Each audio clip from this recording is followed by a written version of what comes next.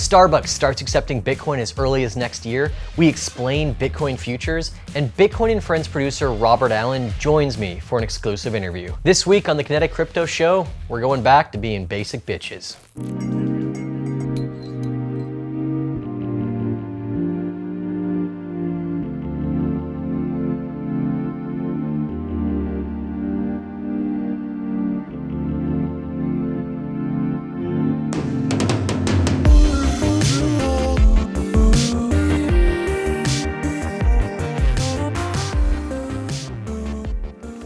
Oh, hey there. I did notice you.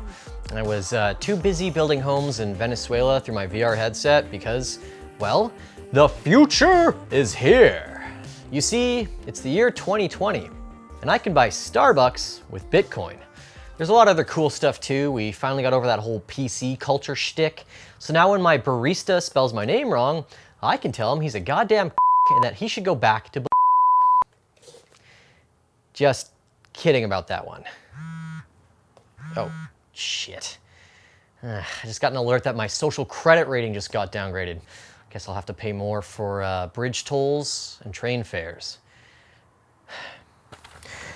Okay, so maybe the future is not that bleak, but on the upside, yes, by the first half of 2020, Bakkt is launching their consumer app that you can finally use to buy Starbucks with your Bitcoin. Why is this important? Well, if you truly want freedom from the fiat, you gotta have two major things: people spending your new currency and people earning it as well.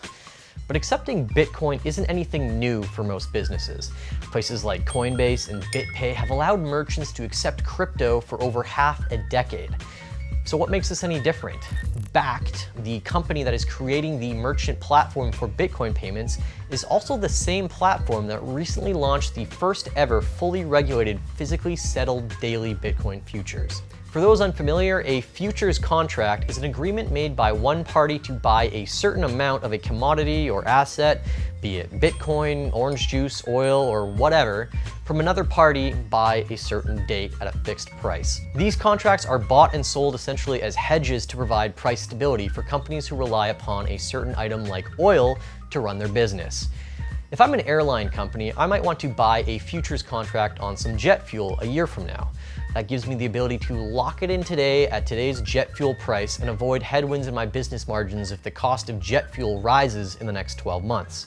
If I'm a jet fuel producer or distributor, I might also want to sell a futures contract to ensure that I get a guaranteed price for the jet fuel I'm making in case prices actually decline over the next year. So what does this have to do with Bitcoin and lattes? Well, Bakkt has an exchange that allows for the buying and selling of Bitcoin futures. And while most assets traded in the futures market are like oil and usually settled and delivered with the actual commodity in hand, Bitcoin futures up until recently generally were not. So if you locked in a price for Bitcoin on a futures contract on another platform like the Chicago Mercantile Exchange and the price went up, you get the difference delivered to you in cash as profit. With Bakkt, everything is physically settled. So once you buy a contract on Bitcoin, by the end of the contract, they deliver Bitcoin to you as well as hold it in a warehouse under your name. Since Bakkt is becoming a Bitcoin exchange, they can easily work with merchants like Starbucks to accept physical Bitcoin from coffee fanatics and instantly forward that Bitcoin into their exchange for the settlement of more futures contracts. Then they can instantly just pay Starbucks the amount in US dollars or any other currency with instant confirmation. That solves a big problem with current Bitcoin payment processors, because at least for now, most businesses don't want to hold onto a volatile asset as payment. With Bakkt, they get instant conversion into US dollars at Bakkt's Bitcoin future price because they create the market and the price discovery. So the too long didn't read version is this: Bakkt is allowing merchants to accept Bitcoin as payment without even having to touch or hold any Bitcoin in the back end. What we don't quite know yet is any of this complicated settlement with Bitcoin and futures actually beneficial for the customer and the merchant at the end of the day? Well, if I'm a consumer, I still have to hold Bitcoin to buy my coffee through this system. And if I'm not a crypto evangelist, maybe holding coffee money in a currency that can fluctuate 40% in 24 hours, it may not be the thing for me. But if I'm a merchant, there is a potential that with Bakkt and Bitcoin, I might actually be able to sell coffee a whole lot easier and cheaper. Visa and MasterCard processing can charge around 30 cents per transaction. And if I'm selling a $3 cup of coffee, that's about 10% of my money stripped away by processor fees. While Bakkt hasn't released info about how much their fees are, chances are they can process Bitcoin payments a whole lot cheaper by using their own ledger and futures market, and thus avoid centralized credit and debit payment processors. If you're curious to learn more, Bakkt has also released a great and accessible blog post about how they plan to integrate more mainstream consumers into the digital asset space. And I've attached a link to that down below.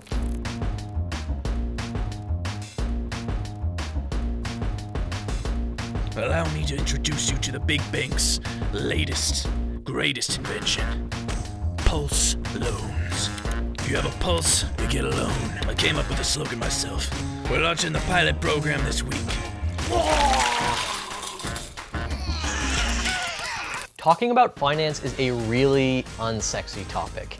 So if you've made it this far into the video, you're a trooper, and I salute you for that.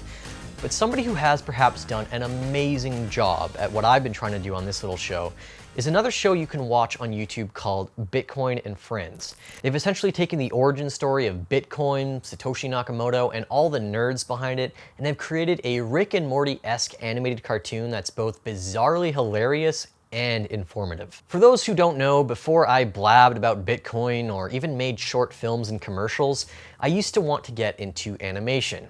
I loved Pixar, SpongeBob, a whole variety of Saturday morning cartoons, and just the vivacity of 2D and 3D animation and all the unique animations and situations you could only ever create in that medium. I used to make little games on Newgrounds.com, do shorts in Flash CS6, and while I never quite followed that passion, I've always realized that the things that followed were inextricably linked in some way or another. A few weeks ago, I had the chance to speak with Robert Allen, one of the producers behind the online show Bitcoin and Friends. And we noted that it wasn't just me, that all these things from learning about animation to learning about Bitcoin are linked by something. The full interview is 40 or so minutes long, and I'll post it later this week, but here's a short clip from our discussion. What's kind of your journey been in animation, and do you kind of like draw those parallels at all between learning animation and learning about Bitcoin?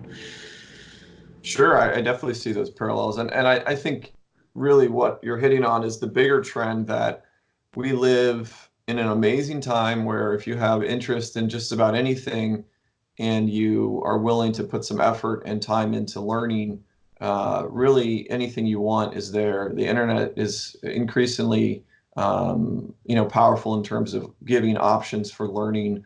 YouTube, there's tons of free stuff out there that's pretty high quality for learning. There's all sorts of paid courses.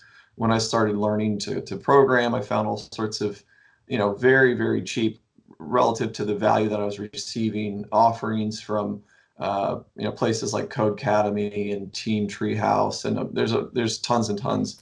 Yeah, I agree with you. I think we are building a social movement here that is obviously part money and it's a very important layer of all of this is that we can have a foundation that is fair and equitable for all participants.